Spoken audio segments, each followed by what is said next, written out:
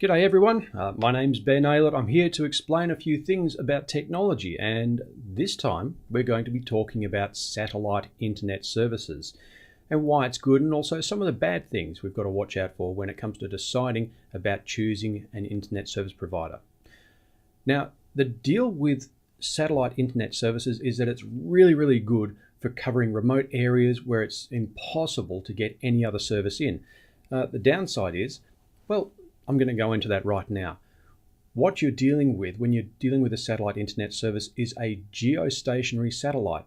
Now, these satellites hover over a certain part of the Earth and they spin at the same rate that the Earth does, which means the satellite, if we have a satellite above me right now and it's in geostationary orbit, it means that it is always going to be above me. It's not going across the horizon at all.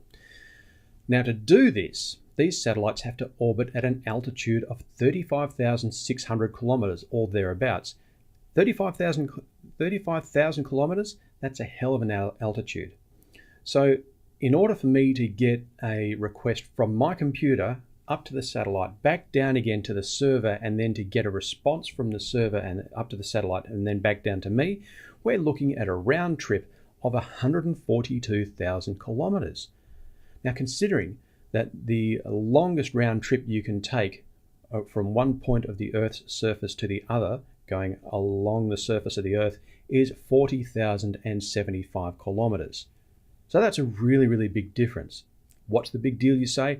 Well, even though telecommunications are just basically getting information from A to B, it feels like it's almost instantaneous. It is still limited by the speed of light, so that it is the transmission of electrons from A to B, which can go no faster than the speed of light. So even in perfect conditions, let's see, I did some sums here. So for the time taken for light to travel 142,000 kilometers is 131 milliseconds. Okay, now that is a fraction of a second, I get that.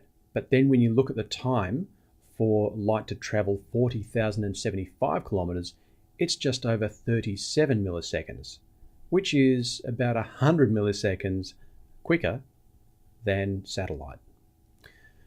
So in summary, using satellite internet, it's great for when you've got no other option, but you will find a degradation in performance when it comes to doing things like streaming live video, or having a telephone conversation, because you will get that lag. It's something that people would already know that have used satellite communications before. So it's a good way to go forward, but it is not a magic bullet when it comes to solving access problems for things like, I don't know, the Australian NBN. We need to look closer at solutions where we have problems with the existing infrastructure. We can't just rely on whacking up another satellite dish. That's actually going to be impacting the people out in the country who actually need satellite. The infrastructure needs to be built out properly and it needs to be delivered properly. And that's my little rant on the NBN.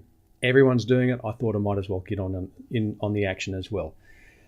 Anyway, thanks very much for your time. If you've got any other questions, please feel free to get in touch.